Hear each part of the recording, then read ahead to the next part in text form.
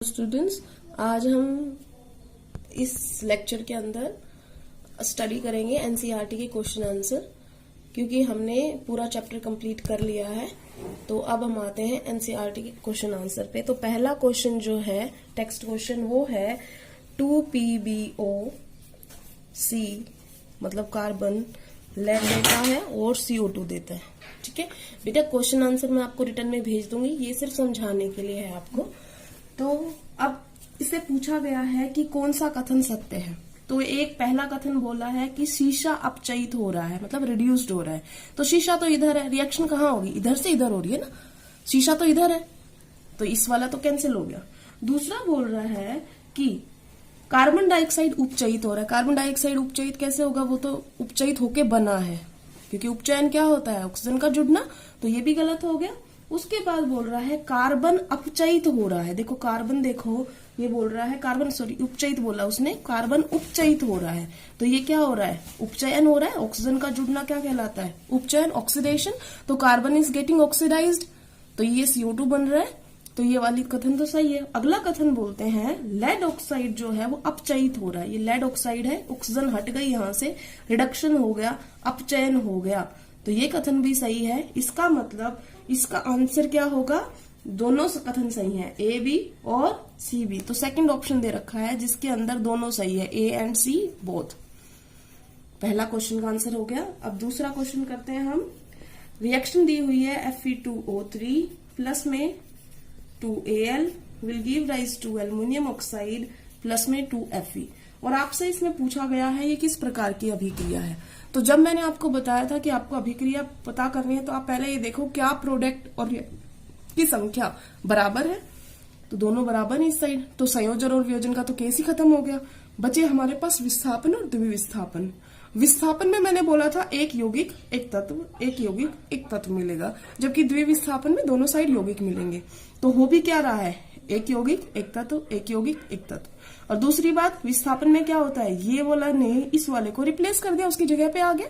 तो एल्युमिनियम ने आयरन को निकाल दिया उसकी जगह से। तो इसका मतलब इसका आंसर क्या हो गया? विस्थापन, डिस्प्लेसमेंट। अब आते हैं हम दूसरे क्वेश्चन पर। दूसरा क्वेश्चन है बेटा लोह चूर्ण पर, इसका मतलब आयरन पर, लोह चूर्ण मतलब लोहा पर तनु हाइड्रोक्लोरिक अम्ल। अम्ल मतलब क्या होता है? एसिड। और हाइड्रोक्लोरिक अम्ल का मैंने फॉर्मूला लिख दिया। डालने से क्या होता है? सही उत्तर पर निशान लगाइए। तो अगर आपको वो पढ़ना साइंस मैथ वाली अगर याद है तो बताओ। अब एक बार याद है तो यहां पर कर लेते हैं। पढ़ना साइंस मैथ जिल हाई कोर्ट का मैसेज है। तो इसमें आयरन देखो कहां पर है? ये वाला, ये आयरन है। ठीक है, हाइड्रोजन कहां पर है? ये हाइड्रोजन है। तो कौन सा ज्यादा रिएक्टिव हुआ? आयरन ज्यादा रिएक्टिव है एज कंपेरिजन टू हाइड्रोजन, तो उसकी जगह से हटा सकता है। तो आयरन ने उसकी जगह से उसको हटा दिया, तो अब इसकी जगह पे चला गया। अब इसकी वैलेंसी कितनी होती है? 2। इसकी वैलेंसी कितनी है? तो हम क्या कर देंगे इसको क्रॉस मल्टीप्लाई। इसकी 2 भी होती है बेटा, 3 भी होती है, दोनों बना दो, कोई दिक्कत नहीं है, कौन सी भी बना दो। तो हमने ये बना दी FeCl2 फेरस क्लोराइड, प्लस में हाइड्रोजन गैस निकाल दी बाहर। तो इसका मतलब ये क्या हो गया? विस्थापन अभिक्रिया हो गई और हाइड्रोजन गैस बाहर निकल गई। तो अब इसने बोला है कि ऑप्शन बताओ क्या हुआ। ऑप्शन मैं आपको बता रही हूँ। एक ऑप्शन है कि क्लोरीन गैस और आयरन क्लोरीन गैस बनती है, नहीं बन रही ना। दूसरा है कोई अभिक्रिया नहीं होती, अभिक्रिया तो होगी। आयरन लवण एवं जल बनता है। जल तो नहीं है, ये हाइड्रोजन गैस है। एक ऑप्शन हाइड्रोजन गैस और आयरन क्लोराइड बनता है। ये आयरन का क्लोराइड है और ये हाइड्रोजन गैस है, बिल्कुल सही है। और ये है पहला ऑप्शन। तो इसका मतलब इसका आंसर क्या हो गया? A। उसके बाद क्वेश्चन 4 पे आते हैं। संतुलित रासायनिक समीकरण क्या है? ये तो बेटा आपको बताई थी कि अगर एक रासायनिक समीकरण में दोनों साइड अभिकारक और उत्पादकों की दोनों साइड जो है परमाणुओं की संख्या बराबर हो, तो उसे हम संतुलित रासायनिक समीकरण कहते हैं। उसको संतुलित करने की आवश्यकता क्यों है? कौन सा नियम ये कहता है? द्रव्यमान संरक्षण नियम, law of conservation of mass. ठीक है, अब इसके बाद आते हैं हम 5th क्वेश्चन पे। 5th क्वेश्चन है दिए गए कथनों में से रासायनिक समीकरण के रूप में परिवर्तित कर उन्हें संतुलित कीजिए। तो अब नाइट्रोजन प्लस में हाइड्रोजन गैस अमोनिया बनाता है। बेटा अमोनिया का फॉर्मूला होता है NH3, ये आपको याद रखना है, ठीक है। अब बैलेंस कर लो। देखो यहाँ पर 2 हैं तो हम इसको बढ़ाने के लिए कर दिया, तो हमने अब इसको बढ़ाया तो हाइड्रोजन भी गिर गया, 3 दूनी 6 हो गया, तो हम यहाँ पर क्या कर देंगे, हो गई बैलेंस। ये हो गया हमारा फर्स्ट पार्ट इसका। सेकंड पार्ट इसका है hydrogen sulphide. Hydrogen sulphide plus में वायु में दहन करने पर, इसका मतलब ऑक्सीजन की जरूरत पड़ती है दहन करने के लिए, जलाने के लिए, जल और सल्फर डाइऑक्साइड, जल और सल्फर डाइऑक्साइड बनाते हैं। अब इसको करना है। देखो अब क्या हुआ इसमें, आप देखो क्या चीज इसमें बैलेंस नहीं है। S तो बैलेंस है, H2 भी बैलेंस है, ऑक्सीजन बैलेंस नहीं है।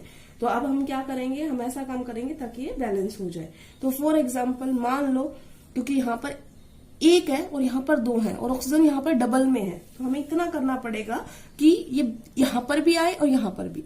तो देखो अगर मैं इसको 2 लगाती हूँ यहाँ पर, क्योंकि इसको मुझे इवन नंबर में लेके आना है ना, तो मैंने इसको 2 लगा दिया। अब 2 लगा दिया तो हाइड्रोजन को प्रॉब्लम हो गई, ठीक है, हाइड्रोजन भी बैलेंस कर दिया। अब सल्फर को दिक्कत हो गई, ये हमने सल्फर को भी कर दिया। अब ऑक्सीजन देखो कितने की जरूरत पड़ रही है, 2 दूनी 4, 4 और 2 6, तो इसका मतलब कितनी ऑक्सीजन यहाँ पे 6 की, हो गया पूरा। उसके बाद हम आते हैं aluminium sulphate. Aluminium sulphate, aluminium की होती है वैलेंसी 3, सल्फेट की होती है 2, तो सल्फेट की वैलेंसी 2 है, उसने यहाँ भेज दिया। एल्युमिनियम की 3 है, तो हम यहाँ पर ऐसे करेंगे। एल्युमिनियम सल्फेट के साथ अभिक्रिया कर barium chloride, barium chloride BaCl2 क्या बनाता है, एल्यूमिनियम क्लोराइड प्लस में बेरियम सल्फेट का अवशेप बनाता है। बेटा पहले भी बताया था अवशेप क्या होता है, इनसॉल्युबल सॉलिड जो फॉर्म होता है ड्यूरिंग द रिएक्शन, उसे बोलते हैं। एक अघुलनशील ठोस पदार्थ का निर्माण होता है, उसे अवशेप बोलते हैं, अगर विलयन के बीच में अभिक्रिया हो रही है तो। अब इसको कर रहे हैं हम बैलेंस, हम इसको बैलेंस करेंगे, तो अब बताओ क्या करेंगे हम। अब सल्फेट कितने दिखाई दे रहे हैं आपको, डायरेक्ट इसी से चल लो।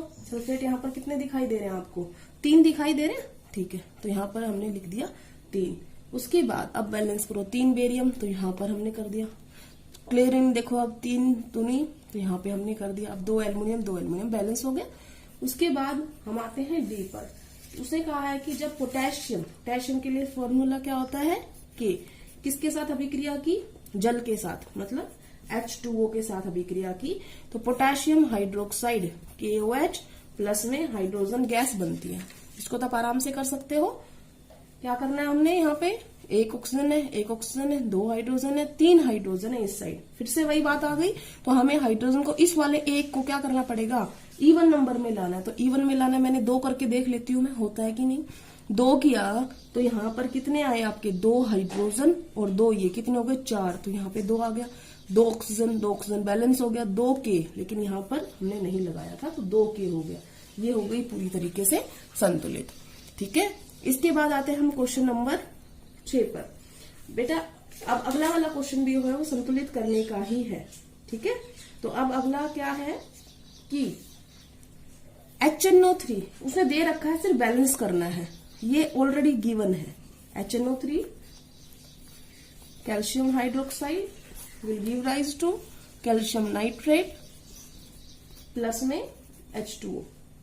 तो अब इसको बैलेंस करके देखोगे तो क्या हो रहा है, देखो कि यहाँ पर 1 H है और 2 यहाँ पर है, 3 हो गए, और इस साइड कितने हैं, 2 हैं। तो हमने कितनी बार बोला कि हम उसको डबल करके देखना चाहिए हमें, उसको सिंगल है जो, उसको इवन नंबर में ले आए हम।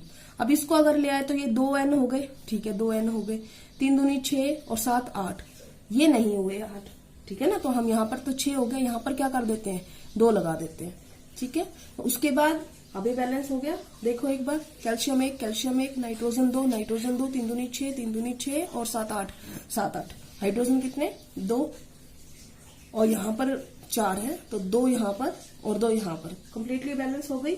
उसके बाद अगला क्वेश्चन है NaOH प्लस में H2SO4 will give rise to sodium sulphate plus में H2O।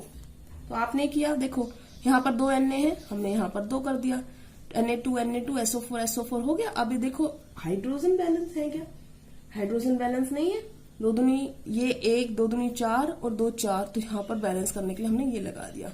अब ऑक्सीजन देखो 2 बैलेंस हो गई, यहाँ पर सल्फेट की बैलेंस हो गई, ये कंप्लीटली बैलेंस हो गई है रिएक्शन। उसके बाद बेटा इस टाइप की रिएक्शन आई थिंक आप कर सकते हैं, तो मुझे इसमें ज्यादा मेहनत करने की जरूरत नहीं है, आप आराम से कर सकते हैं, बहुत अच्छी तरीके से सिखाया था आपको। अब इसमें इसने बनाया है AgCl और NaNO3।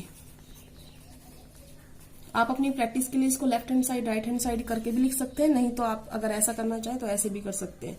पहले सिंपल समीकरण लिखना है, फिर उसकी बैलेंस फॉर्म लिखनी है, ठीक है ना। पहले कंकाली समीकरण लिखना है, फिर उसको संतुलित समीकरण लिखना है, ठीक है। अब ये देखो Na एक है Cl एक है NO3 Ag, बेटा ये तो पूरी बैलेंस है, हमें इसको बैलेंस करने की जरूरत नहीं है, ये पहले से ही संतुलित है। उसके बाद आते हैं हम लास्ट में BaCl2 प्लस में H2SO4 will give rise to barium sulphate plus में HCl। देखो बेरियम एक है, सल्फेट एक है, HCl 2 है, Cl भी 2 है, तो यहाँ पर 2 लगाते ही आपकी पूरी प्रॉब्लम सोल्व और ये हो गया कंप्लीट। तो आज हमने कंप्लीट कर लिए हैं 6 NCERT के टेक्स्ट क्वेश्चन। आज के लिए इतना ही। Thank you class.